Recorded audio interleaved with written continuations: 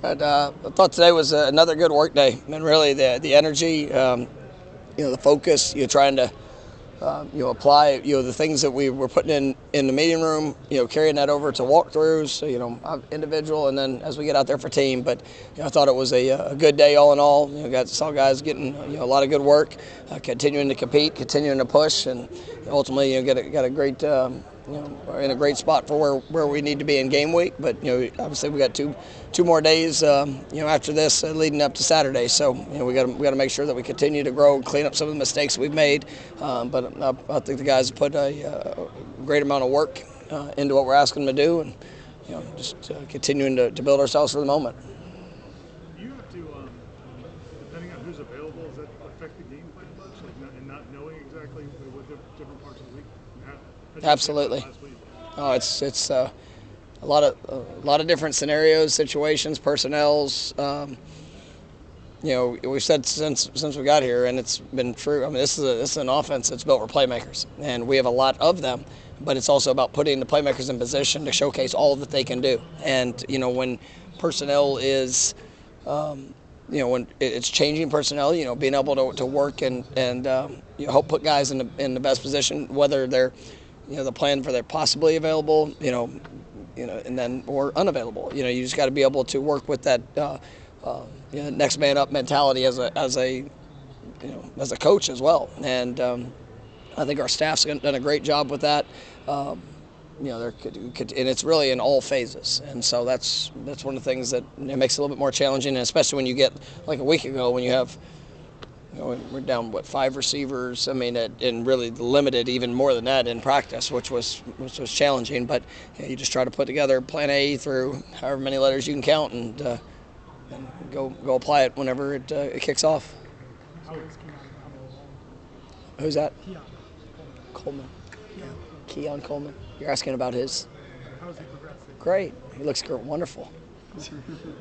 He's doing good. I mean, we're obviously continuing to see, as guys progress during the week, exactly where they'll be at. But I think we're seeing positive strides with a lot of guys. Jaron Jones, who was out last week, and he's gotten back and looking good. So I think we're trending the right way, and you'll see where it is as we get closer to kickoff. So like in a situation last week where you guys go to Jakai early in the week, you talked about playing outside. If it didn't look good during the week, would you have gone scrapped it, or how do you evaluate that kind of thing? Maybe I knew it would look good. Yeah, you evaluate all options, and obviously, and every receiver in our offense, we're not like, hey, you're an outside receiver, you're an insider. I mean, they all have to do multiple things. Some guys might find themselves in a spot more times than other, but we don't. I don't really like recruiting or going after guys that can just do one thing. If that's the case, I mean, there's other good offenses to play in, but it's probably not this one. I mean, I want to be able to showcase all that guys can do, and so I mean, we had a pretty good sense of what it would be, and help put him in the best position. Being able to put tight ends out wide, like what does that do for the offense? Well, I mean, it goes back to versatility, and you see it whether it's tight ends, running backs. I mean, we want playmakers. We want guys that are able to do a variety of different things, and learning the concepts, understanding what to do, the details of it. I couldn't think it might have been yesterday, just talking a little bit about that position. You don't want guys that are just okay at a variety of things. You want guys that can go out there and really execute at a high level, and that it fits their skill set. And I think we've got great versatility among that group, and when you can line them up out wide and have good matchups, whether it's size or just different presentations of what we can do, I think it's a real positive. With such an emotional game, how does your team go out there and play with controlled emotion and not?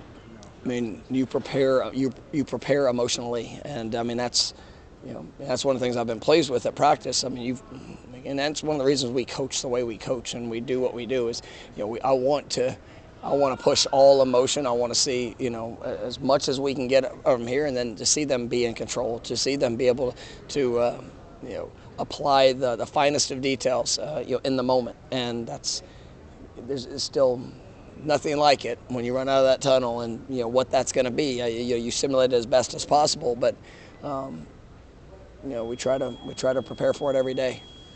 When they went to the playoff, I think there was some fear that maybe rivalry games would lose some of their juice because everything was about the playoff. And I know you guys have bigger goals ahead of you, but you speak about the importance of the rivalry. Do you guys that are maybe only here, this is going to be their only shot at this, do they realize what Kalen and Akeem have put in and what it's going to mean to them? Absolutely. It was talked about, like I said, there's only 2 games that I talk about before the season, and I talk about them before our off season, because every day matters when it comes to that. And if that's not important to you, then you're not going to play in this game. I'm not, because you will get exposed. I mean, this game takes everything that you have. I'm grateful that I get the chance to coach in this game. I mean, it's special, and you respect the past. You respect every game that has been played before. You respect the people that have played in this game. And I mean, because these guys are gonna have to give it all. And because if not, you can take all records, all things that have happened before, it won't matter. But you prepare for this one every single day. The 2021 team was really young and needed some moments against Miami to kind of grow and develop and build confidence. How do you think that win that day helped a lot of those guys, Jordan and some of the younger ones too? Yeah, it helped a lot of guys. I mean, I think, that was one of those emotional days, and that they got to be in it, and I thought they controlled it. They responded. We started off really well. There were some things that happened in the game that we talked about that would probably happen, and I thought our guys maintained their control and composure throughout it, and they were able to execute, and even through the swings of it. I mean, we were up early. We found ourselves down late, and had to go, and whether it was special teams, we made had a field goal, there in one of those challenging situations of what are you going to do, what's it going to look like. But it was field goal, defensive stop, and then offensive touchdown there to go win it. But that was something that was needed as much as anything else. To be in that game, to have to show all the preparation, to show all the investment and the work for the payoff of how that game played out, just as much of just the game in general. So it was really big. At this point, it's week 10. You kind of are who you are. Even if you change like a quarterback like Miami may, is it based on what the team is and whether or not they can change something drastically at this point in the season based on personnel? So you're asking me on our preparation for them based off their personnel? I guess just you've seen what they are on film. Is that what you expect, or is there something they could probably radically do with a new quarterback? No, I mean, we're preparing for Van Dyke to play. I mean, that's like, I know I mentioned it yesterday. I was asked about it.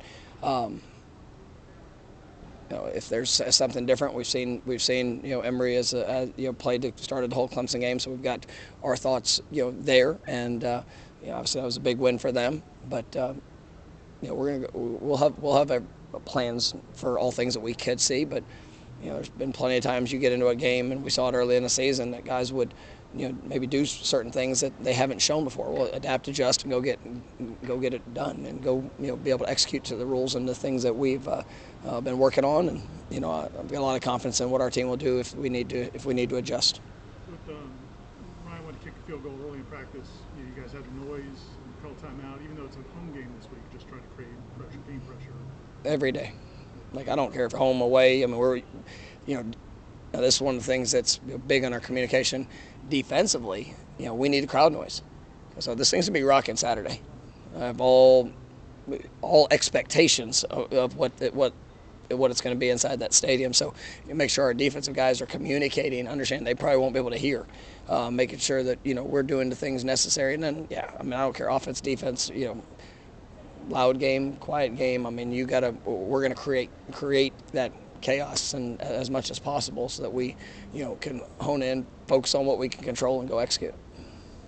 You're good. Thank you guys.